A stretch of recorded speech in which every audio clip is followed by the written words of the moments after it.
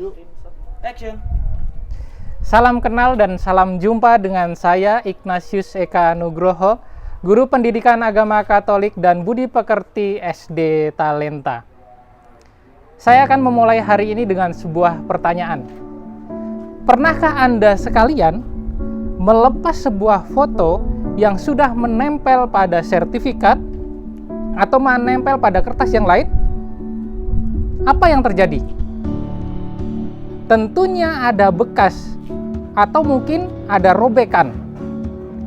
Terinspirasi dari seorang teman yang juga melakukan hal yang sama, melepas sebuah foto dari sertifikat, saya akan mengambil tema renungan hari ini tentang kelekatan.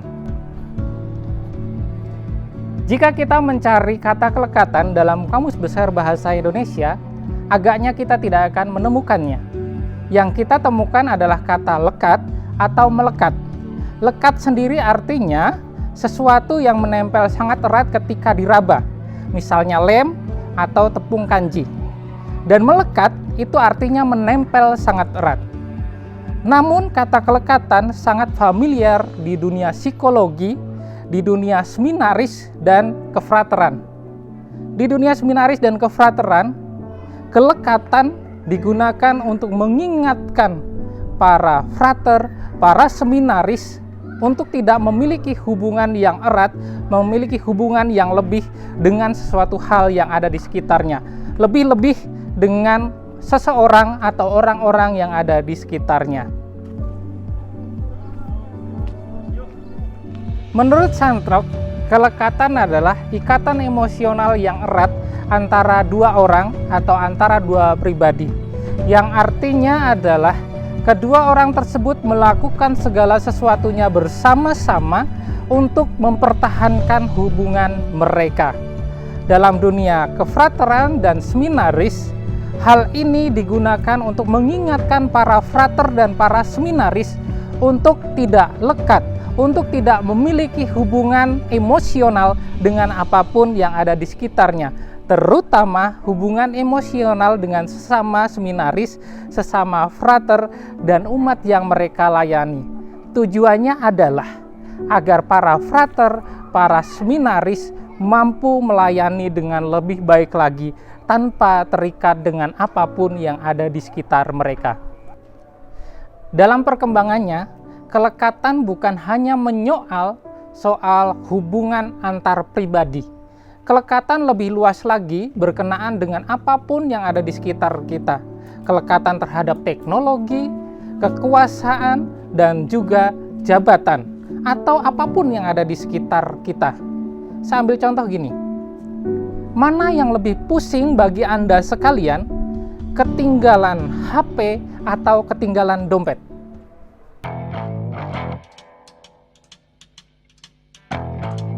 Now when I was a little boy, at the age of 5, I had something in my pocket, keeps a lot of folks alive. Now I'm a man of 21, you know baby, we can have a lot of fun. I'm a man.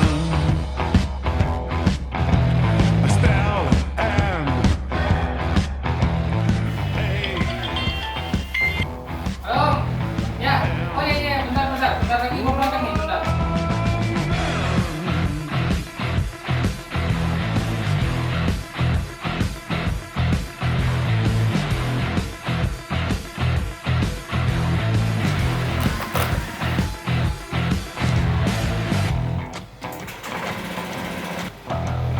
Going back down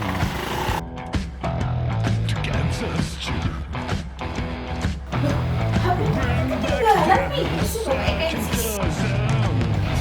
Little Johnny the Cockaroo. I'm a man. Nih, HP-mu ketinggalan terus. I spell M. Hey. M.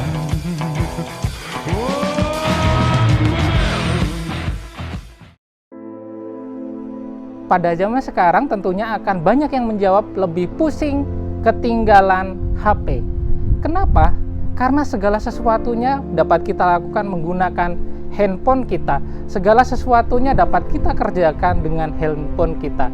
Tapi, apakah kita sadar bahwa senyatanya kita bisa jatuh dalam kelekatan tersebut?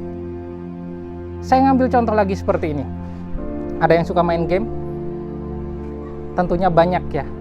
Banyak dari kita karena game melupakan segala sesuatu yang ada di sekitarnya.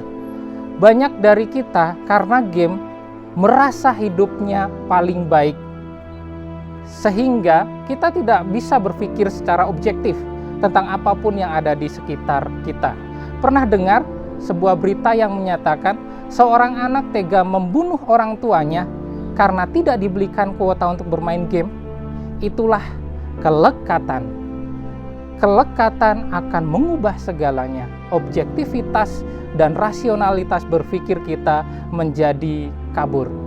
Karena kelekatan terhadap teknologi, terutama handphone, terkadang kita tidak tahu tempat, kita tidak tahu waktu dalam menggunakan handphone tersebut.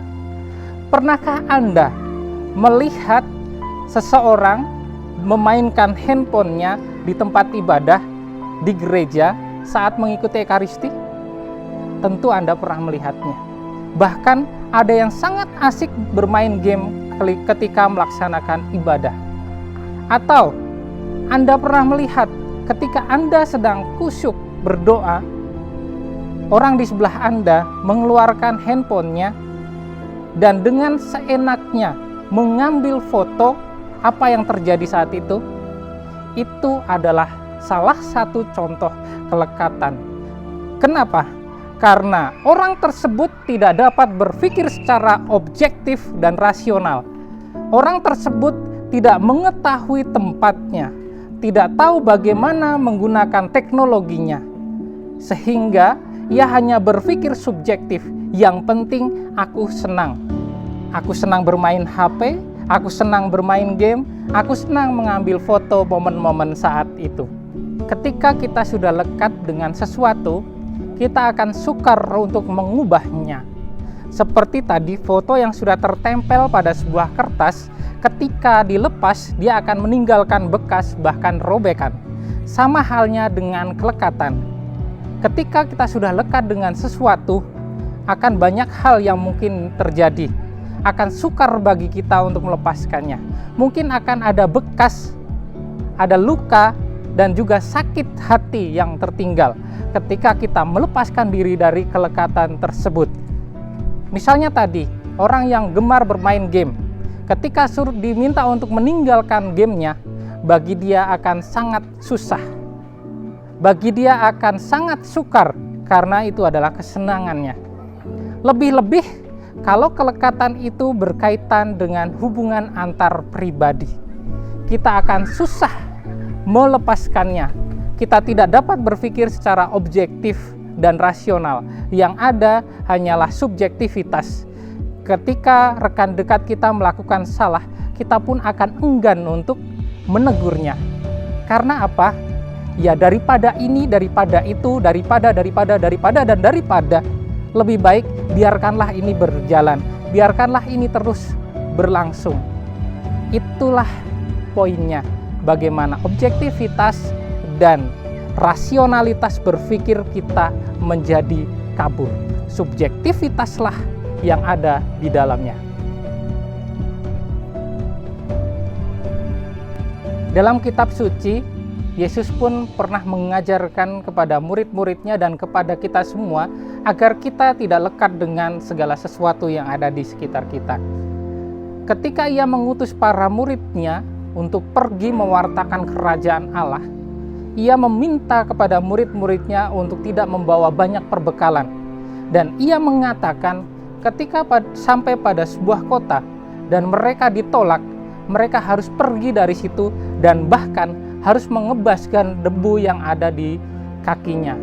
Artinya, ia ingin mengajarkan kepada para muridnya untuk tidak lekat pada satu hal, agar mereka mampu dan mereka bisa mewartakan kerajaan Allah dengan lebih baik lagi tanpa tergantung dengan apapun yang ada di sekitarnya.